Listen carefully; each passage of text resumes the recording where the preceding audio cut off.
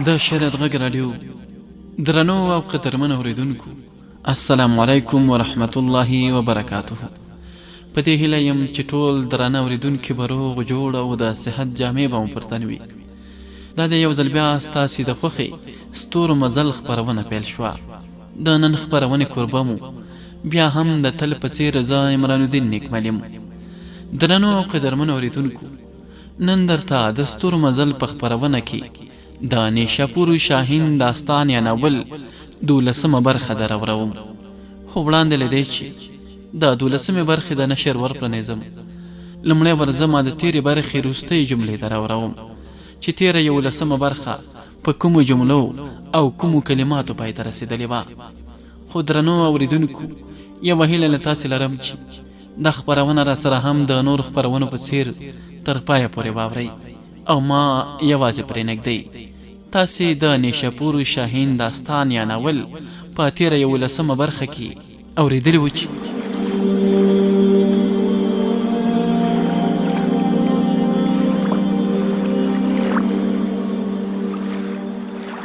پشپال همات ته وویل: هماده دروازه وتړه او زما خبره واوره.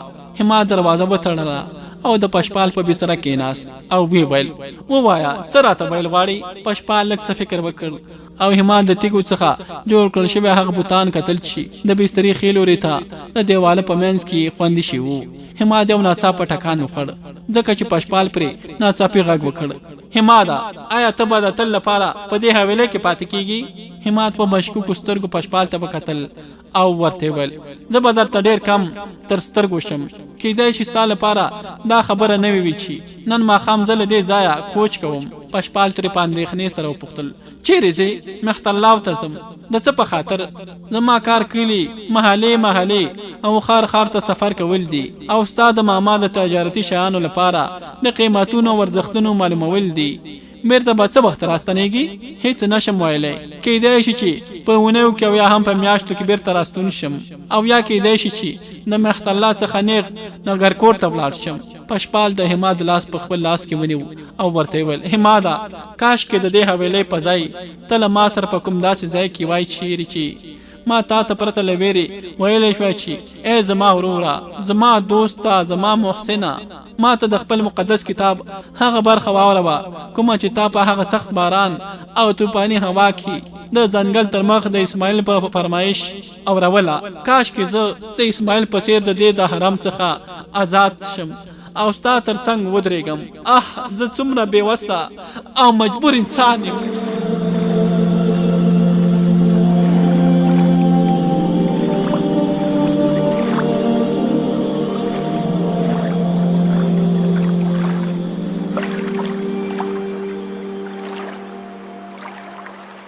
درنو اورېدونکو، تاسې واورېدل چې تېره 11مه برخه په کومو جملو او کومو کلماتو پای ته رسېدلې وه. 12مې برخې ته له دې جملې څخه دوام ورکوو. په فکرونو کې ډوب همات په ډېر غور سره پشپال ته کتل. په دې وخت کې پشپال وویل: هماده، هماده، آیا د هغه مقدس کتاب کومه برخه چې تا لوستلې وه هغه ستا په رسول صلی الله علیه وسلم باندې د الله تعالی له اړخه نازله شوې وه؟ دا ځل همات د واعظ او لارښود په څېر وویل: هو پشپاله، هغه مقدس کتاب زما په عرب رسول صلی الله علیه وسلم باندې د الله تعالی له اړخه نازل شوی دی. هغه د چا د دماغ او فکر نه دی راوتلی. هغه د انساني درک او اوهامو د اغېز څخه پورته دی. دا د ژوندانه یو مکمل قانون دی. په دې کې د پخوانیو د عبرت د پیښو د بیانولو نه علاوه حرمتونه، قوانین، امن، جنګ، د مرګ او ژوند لوایح، د فنا او بقا، د ژوند او مرګ، یعنی د هرې موضوع په اړه مکمل لارښوونې پکې موجودې دي. منطقي غونګ نه دی. هر امر او هر حکم په واضحه او څرګند توګه بیانوي. کله چې همات خاموشه شونو، پشپال ورته وویل: زموږ د حرم خلک وایي چې د مسلمانانو خدای وجود نه لري. همات ورته بیا په خبرو پیل وکړ: خدای شته او هر ځای موجود دی. هغه څوک دی چې د سپوږمۍ، ستورو او د لمر نظام پر مخ بوزي او د دې نه علاوه د بحرونو جوش او طغیان او د طوفانونو قهر په خپلو ضابطو کې دننه ساتي. څوک ده چې بي اوبو چینې د اوبو نه ډکوي، څوک ده چې مور ته د بچي په غېږ کې د اخیستو د پلار ته د هغه په سر د شفقت نه ډک لاس کش کول ورزده کوي. پشپال څه ډاډه معلومېده. بیا یې خپل ښي اړخ ته ایښول شوي بوتانو ته په کتلو سره وویل دا دوی په اړه څه فکر کوئ؟ حماد ورته په عاجزۍ سره وویل زه د چا د حرم او مذهب تردید نه کوم، خو دا بوتان د سترګو نه ړانده او د غوږونو نه کاڼه دي، د هغوی سماعات، د هغوی حرکات او د هغوی ژبې بندې دي. بیا به نو دا څه ډول خدای وي چې ستاسو په وجودونو ان تر بیخه پورې اغېز شیندي؟ آیا تاسو د دې ټولو د وخت ځای او جوړونې په اړه معلومات لرئ؟ کله چې یو انسان جوړونکی وینو بیا به دوی چاته څه ورکولی شي؟ پشپال په ډېرې نارامۍ سره څرګندونه وکړه او ویې ویل حماده زه د خپل د حرم څخه وځم او ستا په درم کې د ورننوتلو ژمنه کوم. ووایه چې څه وکړم چې زه هم ستا او د اسماعیل په څیر مسلمان وګرځم. حماد مسکی شو او بیا د هغه سره یو ځای پشپال د تشهد کلمه ولوستله. پشپال یو ځل بیا د حماد لاس په خپلو لاسو کې په ډېر احترام سره ونیوه او ورته ویل حماده د نن وروسته ته زما ورورې، زما دوستې، زما مهربان او لارښودې. ما ته څه داسې کلمات را زده کړه چې زه یې وویلی شم. په ځواب کې ورته حماد طیبه کلمه په یاده کړه. کله چې پشپال کلمه په ښه توګه یاده کړه نو حماد ته یې وویل ته خو نن محتلا ته ځې، خو اسماعیل ته ووایه چې زه مسلمان شوی یم، خو زما مسلماني به اوس په راز کې پاتې وي. هغه ته دا هم ووایه چې زما تر مکمل روغتیا پورې همدلته پاتې شي، بیا به زه ورسره په خپله تر کلي پورې ولاړ شم او څو ورځې به هلته د هغه او ابوبکر سره پاتې شم او مذهبي رسوم به ترې یاد کړم. حماد په خوشحالۍ ورته وویل ته غم مه کوه، زه به اسماعیل وپوهوم. پشپال څنور ویل هم غوښتل چې دروازه وټکېده. خاموشه شو ځکه چې حماد راپورته شو او دروازه یې پرانستله. نو رتنا راننوتله. حماد رتنا ته د کرکې په سترګو وکتل او د هغه کوټې څخه بیرون ووت. رتنا مخ ته ورغله او د پشپال تر څنګ کېناسته او خبرې ورسره پیل کړې.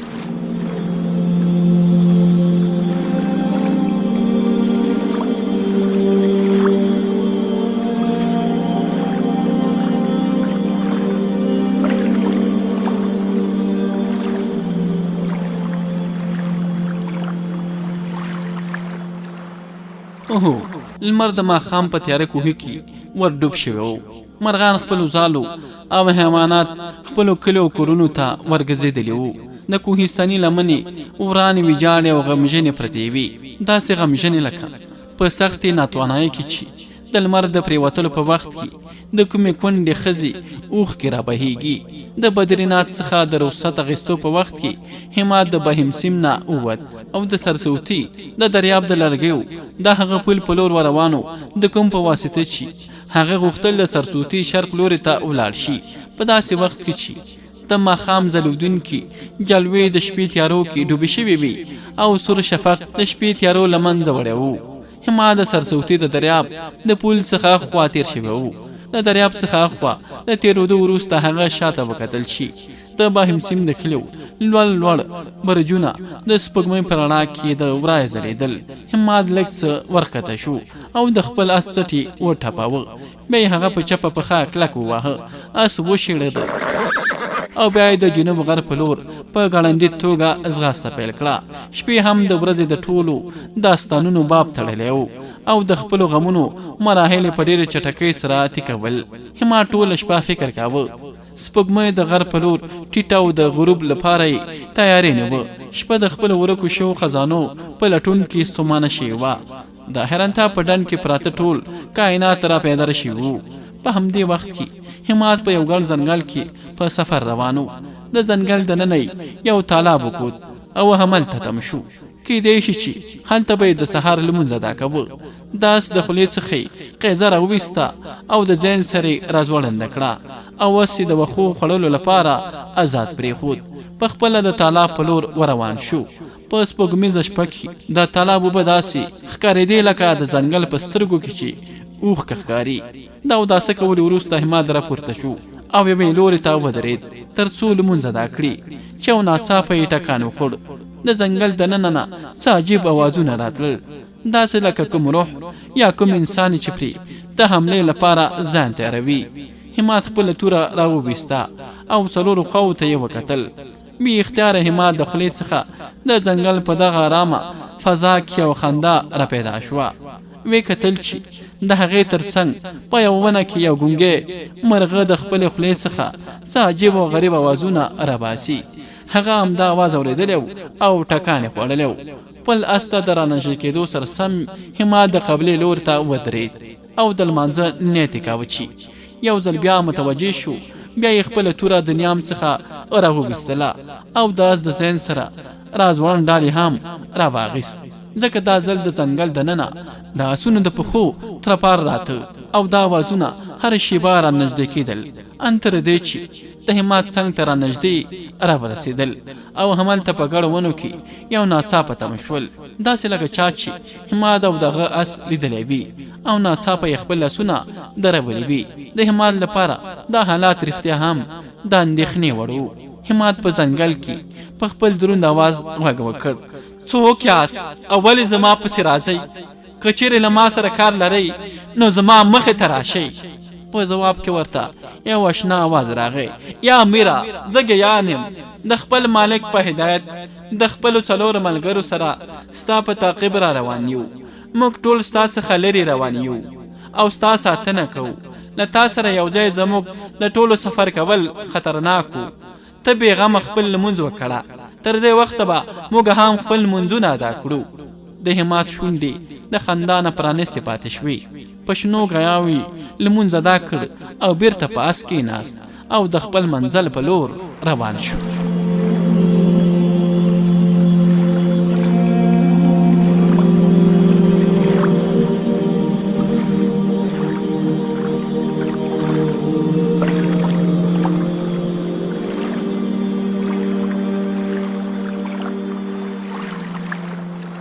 هو، یو ورځ د لمر پرېوتو وروسته ماښامه کې همت خپل اس د جمنا د دریاب په غاړه غاړه د جنوب په لور ځغلاوه.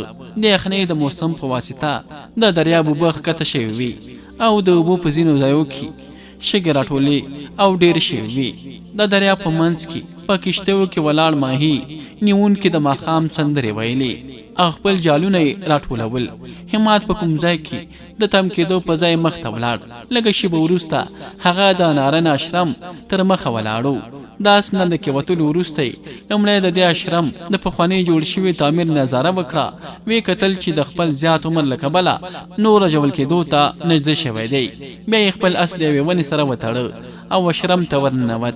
دا ډېر پخوانی عمارات او د اسرارو نه ډک و. تر منځ د دهلیزونه تر لرې لرې پورې ځغلېدلي او یو د بل سره نښتي وو. په چت او دیوالونو یې د مختلفو دیوتاګانو او دیوېګانو انځورونه جوړ کړي شوي وو. همت د عمارت دننه ورغی، داسې ډاډه روان و لکه چې ټول عمر یې د اشرم ته تله راتله کړي وي. هغه د خپل ټال د کالیو د پاسه د هندو کشتریانو په څېر لباس اغوستی و. دا لباس ورته بدري نات ورکړی و. همت د خپلې قوارې نه هم لکه یو کشتري هندو جنګجو ښکارېده. دا لږ څه مخته تللو وروسته هغه ته یو زوړ پنډت تر سترګو شو. همت ورغږ کړ او ورته ویل: مهاراج. پنډت ودرېد او همت ته ویل: وایه هلکه، څه خبره ده؟ همت په ډېرې عاجزۍ سره خپل سر ښکته کړ او ورته ویل: مهاراجا، غواړم د پنډت پرمانند سره ووینم. پنډت ترې په سخت لهجې سره وپوښتل: ته د پرمانند سره څه پېژنې؟ همت ورته په ډېرې نرمۍ سره وویل: هغه زما د وطن دی. پنډت ترې یو ځل بیا وپوښتل: آیا ته هم د بهیم سیم اوسېدونکی یې؟ هو، زه د بهیم سیم څخه راغلی یم. زه د هغه ځای د بدرینات مامور یم. دلته محتلات ته د شیانو د اړتیاو د معلومولو په خاطر راغلی یم. بس فکر مې وکړ چې د خپل پنډت سره هم ووینم. پنډت د یو دهلیز په لور اشاره وکړه او ورته ویل په دې دهلیز کې 3 کوټې پرېږده او په څلورمه کې به تا ته پنډت پرمانند تر سترګو شي. هماد هماغه کوټې ته راغی. په نیم چا خلاصه دروازه کې وکتل چې دننه د پوخ عمر یو پنډت په مراقبې کې په پوره سکون او انجماد سره دا تورې اوسې په پوسته کې ناست دی او د بګوان په فکر کې ډوب شوی دی. هماد اخوا دیخوا وکتل. شاوخوا هېڅوک نه تر سترګو کېدل. دننه ورغی او هغه پنډت ته یې وویل که چیرې زه غلط شوی نه وم نو ستا نوم به پرمانند وي. پنډت د خپل ارتکاز د حالات څخه را بیداره شو. سر یې وګرځاوه او د خپلو سرو سترګو په واسطه یې هماد ته په غور سره وکتل او ورته یې ویل ای هلکه څوک یا ولې دې زما په ځانتوالي کې لغته ووهله. هماد سمدلاسه د خپل مطلب په لور راغی او ورته یې وویل زه د بهیم سیم د بدرینات له لورې راغلی یم او د یوه ډېر مهم کار په لړ کې له تا سره وینم. پنډت د خپله ځایه راپورته شو او ویې ویل آیا هغه زما په نامه کوم مهم پیغام را لګلی دی؟ په ځواب کې هماد د خپلې تورې د نیام څخه د بدرینات لیکلی لیک راوویست او پرمانند ته یې ورکړ او ورته یې ویل دا ول بلا تا ته به هر څه خبره په خپله ډاګیزه شي. پرمانند لیک ولوست او بیا یې د کورتۍ په جیب کې کېښود او په ډېرې خوشحالۍ سره یې د اوسۍ د تور پوستکي په لور اشاره وکړه او ویې ویل راځه مهاراجا دلته کښېنه راشه کښېنه. هماد په خپل ځای درېدلی پاتې شو او په پټه یې هغه ته وویل زه د کېناستلو لپاره نه یم راغلی. ما ته د ایلک خان په اړه څه معلومات راکړه. پرمانند ورته په ډېر درنښت سره وویل دا څنګه شونې ده چې د دیوتاو په دې کور کې دی زما امیر درېدلی پاتې وي او پنډت ته دې ارام او سکون په برخه شي. ته د اوسۍ په دې پوسته کې کښېنه. دا زما لپاره ډېره ستر نیکبختي ده. کرار پرمانند د خپلو خبرو لهجه بدله کړه. هماد د تورې اوسۍ په پوسته کې کښېناست. پرمانند یې تر مخه په درنښت سره وویل ایله خان دلته د راجا په بندیخانه کې پروت دی. هغه ورته ډول ډول اذیتونه ورکوي تر څو خبرې او اصرار ترې واخلي او دا ترې ډاګیزه کړي چې په دې ځمکو کې نور څوک ملګري لري او په کومو ځایو کې کارونه ترسره کوي. خو ایله خان ډېر ثابت قدمه دی. یوازې همدا یو ځواب ورکوي او ورته وایي چې زه نه پوهېږم. هماد ترې په ناکرارۍ سره وپوښتل آیا د ایله خان دا ځایدودو کومه لاره تر سترګو کېدی شي؟ ما چې د نیشاپور نه تر مخت الله پورې دا دومره اوږد سفر کړی مقصد د ایله خان ازادېده دي. پرمانند ورته په ناهیلۍ سره وویل ما د خپله اړخه بیا هڅې کړي دي خو زما هره هڅه ناکامه شوې ده. اوهو که چیرې ته د همت او جرأت څرګندونه وکړي نو د ایله خان ازادېدل شونې دي.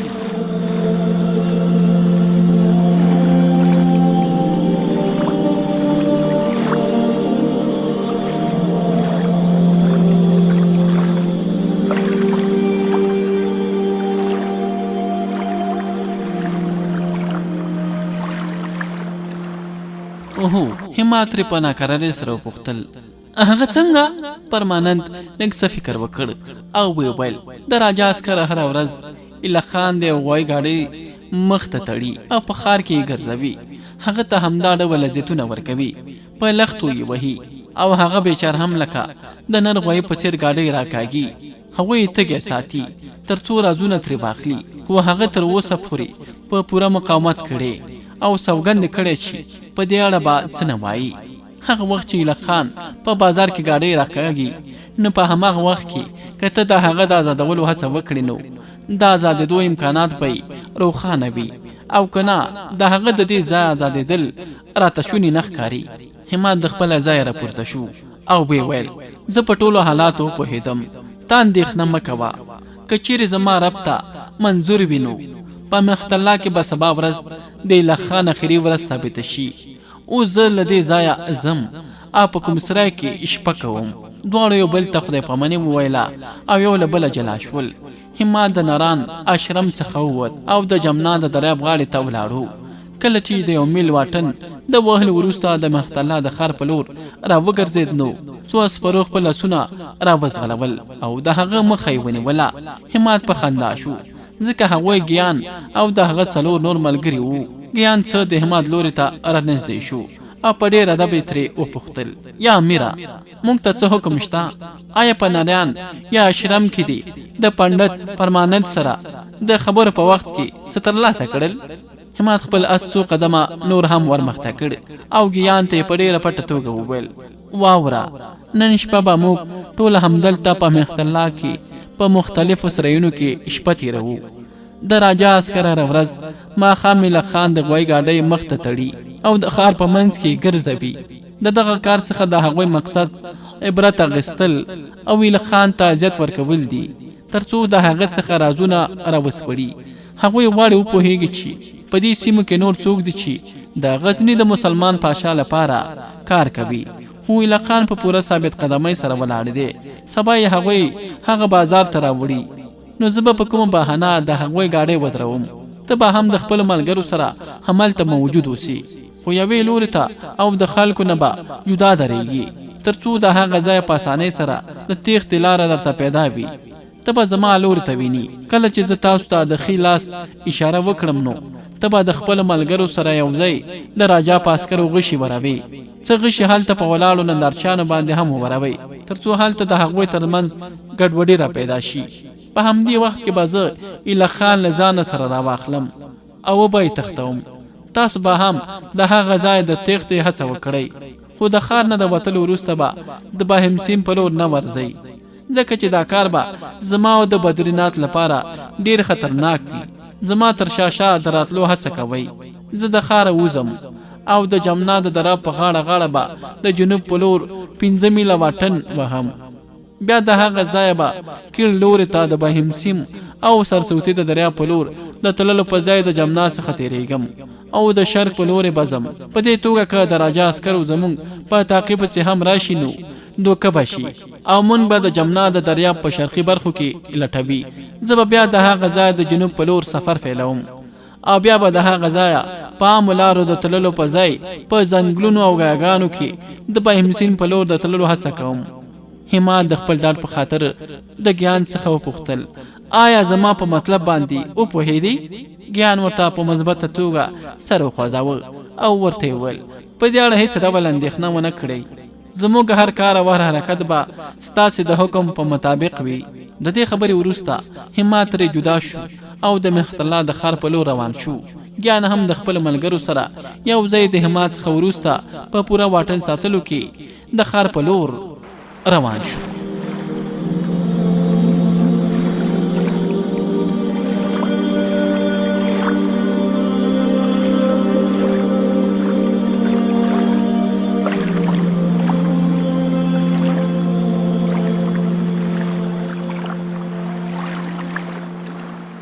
اوهو د مندرونو په ښار محتلا کې ایله خان د دویمه ورځې لپاره هم د زندان څخه راوویست او د یو غوی ګاډۍ مخې ته یې وتاړه.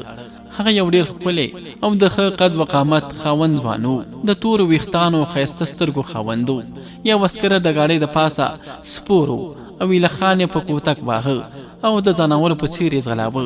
د ګاډۍ دواړو خواو ته دوه ساتونکي په خپلو آسونو سپاره وو او د دې ګاډۍ د ساتنې دنده یې ترسره کوله. د ایله خان حال شیبه په شیبه خرابېده. کالي شلیدلي او رژېدلي وو. د مخ نورې هره شیبه په توروالي اوښت. هغه بیچاره په پوره خاموشۍ سره هغه ګاډۍ مخ ته راکوده. د نندارچیانو یو هجوم یې هم شاته روانو. یو شمېر خلکو ایله خان ته باندې سپکې سپورې کولې او څه نورو پرې تیږې ورولې او خپل زړونه یې پرې په دې توګه یخول. د بازار څخه د وتلو وروسته هغه وخت چې دا ګاډۍ یو پراخه میدان ته ورسېده نو د نندارچیانو څخه 2 کسه هندواني په خپلو کې سره خبرې کولې. د ډلې د مخه راووتل او ګاډۍ د شا څخه ونیوله او غوښتلي ایله خان تم کړي. ایله خان هم مخ ته زور واهه. دوی دواړه هندوانو خپل زور واهه خو ونه وتوانېدل چې د ایله خان مقابله وکړي ځکه چې ایله خان د یو مست او بې سره نر غوایي په توګه ګاډۍ مخ ته راکوده. دوی دواړو خپل یو بل ملګری هم راوباله او غوښتلي چې په زور سره ایله خان تم کړي خو دوی درې واړه یو ځای هم ایله خان تم نشو کړی او د هغه د غره په څېر ځواکمن ترک ځوان هغوی درې واړه هم له ځانه سره راښودل. په دې وخت کې په ناڅاپي توګه همت خپل اس دې لوري ته راوځغلاوه. د ګاډۍ څنګ ته راورسېد او د سره ښکته شو. او دغه درې واړو هندوانو ته یې چې د ایله خان د تم کولو هڅې کولې اشاره وکړه تر څو وروسته شي. هغه درې واړه ځوانان شاته شول او بیرته په نندارچانو کې ورننوتل. هماد مخ ته ورغی او ګاډۍ د شا له اړخه ونیوله او تمې کړه. ایله خان یو ځل بیا ودرېد او په ډېره اندېښنه یې شاته وکتل. کله چې پوه شو چې یوازې یو ځوان یې ګاډۍ تم کړې ده نو د غوسې څخه تک سور شو او په خپل پوره ځواک سره یې د ګاډۍ د مخ ته تلو هڅې پیل کړې، خو په خپلو هڅو کې بریالی نه شو. هماد د ګاډۍ داسې تم کړې وه لکه چای چې د کوم مضبوط او مستحکم چیز پورې تړلی وي. په زرګونو نندارچانې شاوخوا د نندارۍ لپاره ولاړو.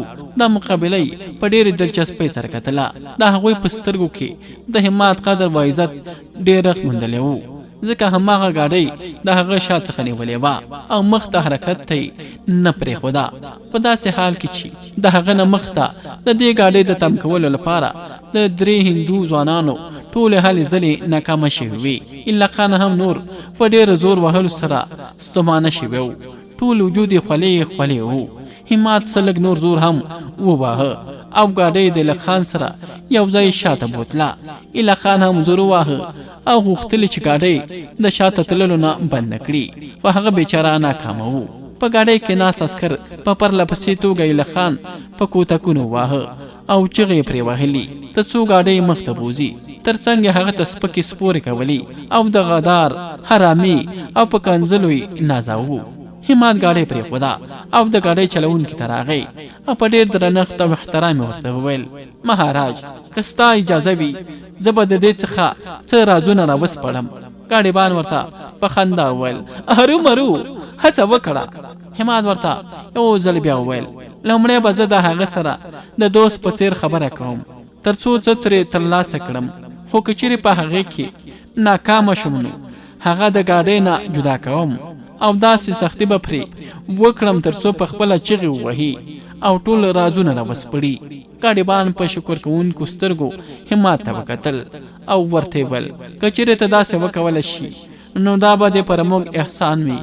په دې توګه به د راجا په وړاندې زموږ عزت نور هم زیات شي. هماد شاوخوا وکتل او ګاډیبان ته ویل: ته دغه نندارچیان او ساتونکي لږ څه د دې ځای لرې کړه، کیدای شي د هغوی په شتون کې هغه څه ونه وایي.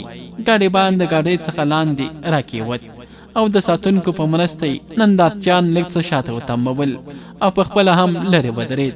هماد د خپل آس قیزه ونیوله او د ایله خان خواته راغی او په ډېره مینه یې ورته وویل: ایله خانه، و ایله خانه، زه ستا دښمن نه یم بلکې ورور دی یم. ما وبینه زما ځای مهترالله نه دی بلکې نیشاپور دی. آیا ته هغه بدرینات پیژنې چې ابوالفتح نومیږي؟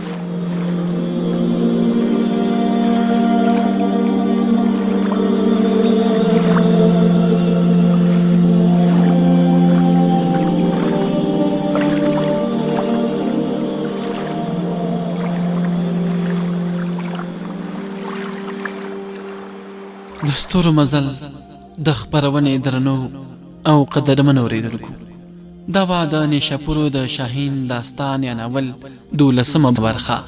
په دې هیله یم چې د داستان ادبي تنده مو پې خړوب شوې وي. دا چې په راتلونکې برخه کې به بیا له کومو پیښو او کومو موضوعاتو سره مخ کیږو. هماد به ایله خان له دې ګاډۍ نه خلاص کړي او له ځان سره به یې وتښتوي او که نه، دا او دې ته ورته پوښتنې به په راتلونکي 14مه برخه کې ځواب شي. په همدې ځای درنه زه عمران الدین نیکمل اجازه غواړم. تاسو چې هر چیرته استئ خوشحاله او سوکاله ژوند ولرئ، خو موږ در سره هم په دعاو کې یاد ساتئ. الله مو مل ښه وختونه ولرئ.